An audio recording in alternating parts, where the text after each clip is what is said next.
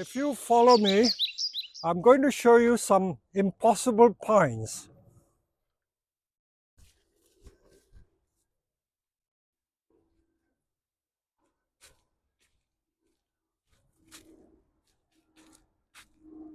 These are larches, and if you look across there, these are Scots pines which have become a bit leggy.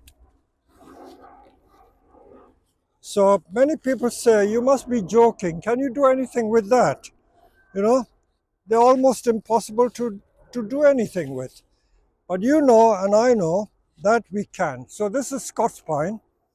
And how about these? This is a type of mugo pine. So can we do anything with these? So let's have a look. Let's have a look. So we're going to do something with these seemingly impossible trees. And I'm going to choose some with have even thicker trunks so they become even more difficult. So that looks very unlikely tree. So we will do 2 of each. So we go into the back greenhouse and show you what we do. Here we are. Okay. Make sure my mic is working. These are Scots pine. They are thinner, but they're at least, I would say, 5/16 of an inch thick. 5/16, I don't know what it is in millimeter, but they are still pliable. So I don't need to tell you that all they can be useful for is Literati, possibly. This is a type of mugo, I think. I'm not sure, I'm not a conifer expert. So the lower branches die because they have been grown very closely to each other. But we always say what is seemingly impossible could be made possible. Let's not get distracted by that. So let's try and do these first. Now, because these are fairly bendable, I may not need to do any trunk splitting on that.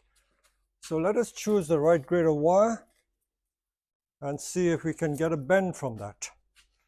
I think with that size trunk, we will use this thickness of wire. I always remind people that there is no fixed formula that just because the trunk is 5/16 inch thick, you have to use 3 mil or 4 mil wire. Because if a tree is much older, it is stiffer and they are more difficult to bend. So, but from experience, I know that this thickness of trunk can be bent with this grade of wire. Oh, I can't get it yet, so let's do that. And this one also, we will wire with that. So let us see what we can do with that. In fact, these trees, the wire is going to cost more than the tree is worth, especially if we're going to use a double thickness. No, I think that may be the wrong grade of wire.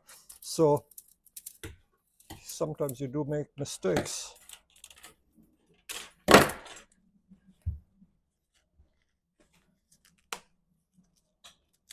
These trees must be at least 5-6 years old. They never got potted on and they weren't planted in the field, so they become a bit old. But as with bonsai, age is fairly important, not the most important thing, but it's fairly important. So let's see what we can get out of this. In fact, I'm going to get Josh to have a go at some of this, because the only way you learn is from practicing. And again, from practice, I know that a certain length of wire will go to this end. So I'm going to put the wire on and I will then get Josh to wire that. And in fact, I've got another volunteer here and I'm going to get our volunteer Agatha to do this one. So, and I'll hold the camera. The secret is to keep the wire tight. If you leave it loose, the wiring is not so effective. Don't worry about the wire biting into the trunk because, as I always repeated, when you get a gnarled appearance on the trunk, especially on pines, it gives immense character to the trunk. I'm not bothered about how people criticize about leaving wire marks on the trees, but it works for me, and that's what matters. Okay, we've got 2 trees here. Now I'm going to give one each. Agatha can use that one, and Josh can do this. Bend it into a shape that will come out well. So, as I said, you can use the stirring the pot. Maybe you do this one, Josh. That's a thicker one. That is slightly thinner. So, stirring the pot action. This row. Because I wound it anti-clockwise, I think bending it this way is easier. Hold it with the 2 hands, because if you feel it crack, you can usually feel it. Don't be too intense. Gradually go all the way up the tree, and then when you've got some bend, then we can refine it. Remember, the coil action is very important. Do more coiling. Can I have a go at that one, Josh? Yeah. Can you hold this? I'll just show you. There's 1 or 2 tricks. Don't just try and give it a bend like that. Literally think of coiling. The more you coil, the easier it is to get the bend. The coil like that, rather than just do bend. Think of coiling it, you see? And then we can adjust the coil to suit the design you have in mind. See, without much strength, you can get that shape, and then keep coiling it. Literally a spiral. So you've shortened the tree by coiling. You see how much shorter I've got. This is quite nice, but you can even give more intense coil. Even more, you see, even more. So one tall, ungainly, lanky tree has become more interesting. You see how short we made that. So that would make a very interesting informal upright. Don't need to have like a Literati. So that could be wilder, and that perhaps we do an informal upright. So we wire all these branches rather than do a tall tree. So we will set about wiring those. But this one I will perhaps ask Josh to see how he can get an interesting Literati. Let me try and see how I would tackle it, because everyone, you give this tree to about 5 or 6 people, everyone will have different ideas as to how it might turn out. So that could be interesting, sort of Literati style, like that. See, that is very nice as a Literati. Then these can come down. So the Literati, remember, is meant to define the form. Line and form is what Literati is all about. So that one goes up and then comes down. So you see the endless possibilities you can get. So we'll wire the branches up, and we'll see what we can get out of it.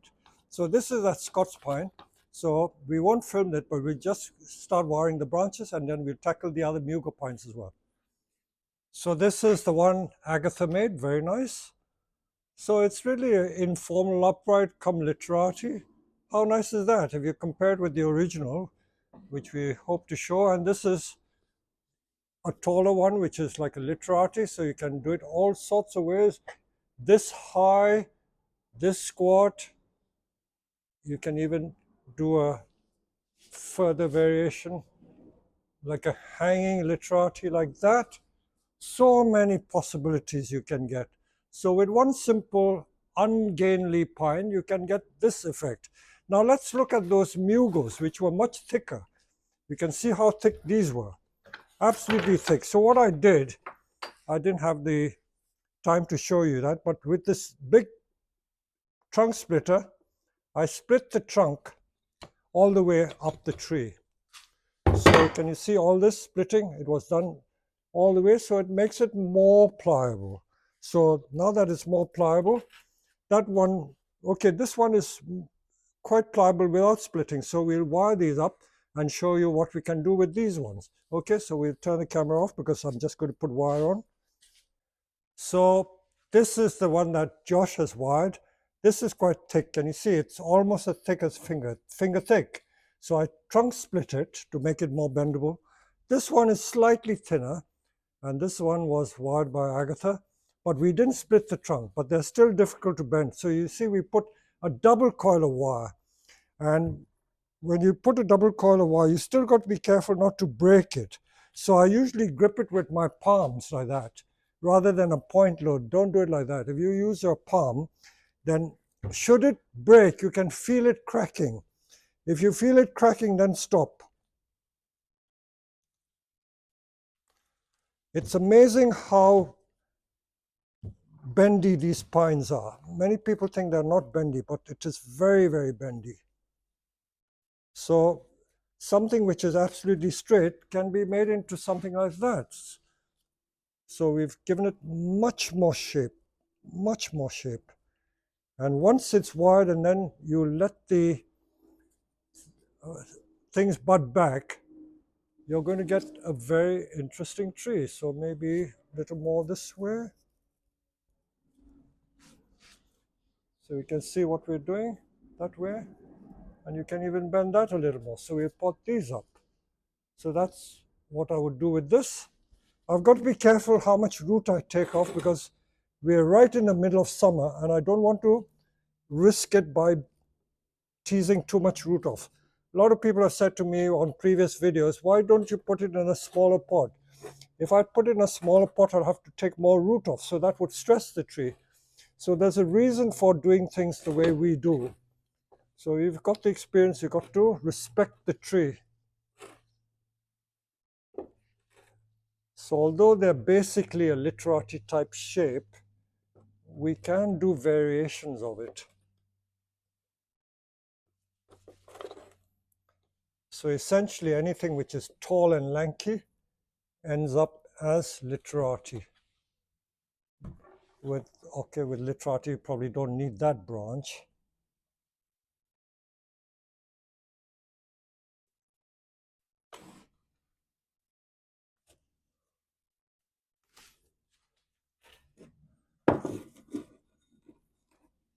Let me show you the other two trees we did.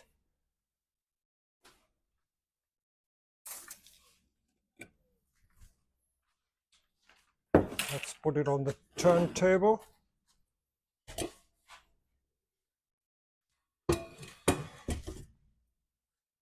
So they turned out completely different. If you take it from this angle, you can see, look at that one.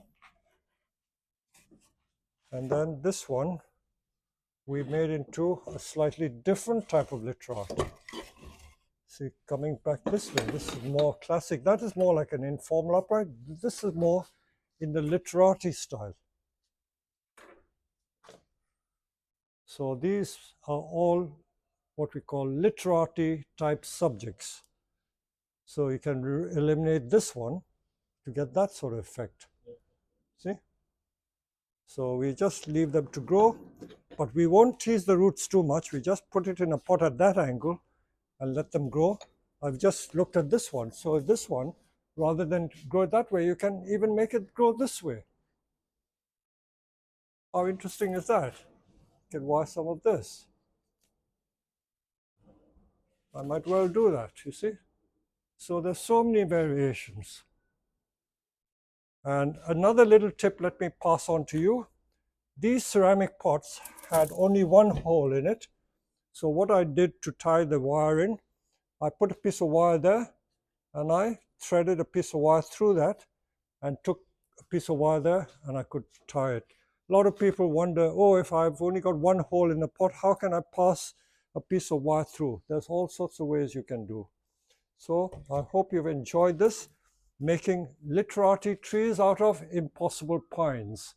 And I shall be conducting workshops on the nursery where you buy the tree, buy the pot, and for a small fee, you will be able to make a literati to your heart's content with me. So we're going to run literati workshops just to make one or more trees, and you will thoroughly enjoy that. Let me conclude this by showing you these. I think they are mugo pine, or it could be Unciniata, Swiss mountain pine.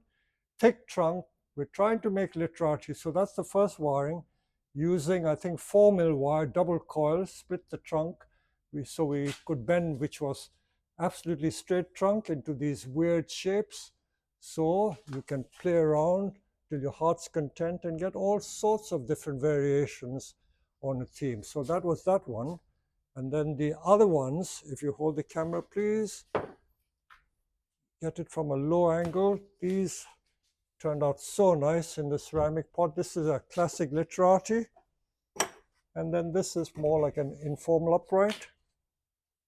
So you can look in there.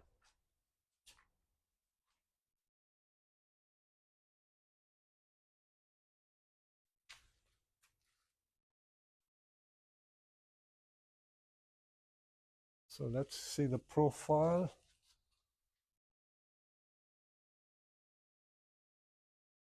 So these are the images, almost like a Chinese brushstroke painting. So look out for the workshops that we are going to do at Herons, making Literati pines with Peter.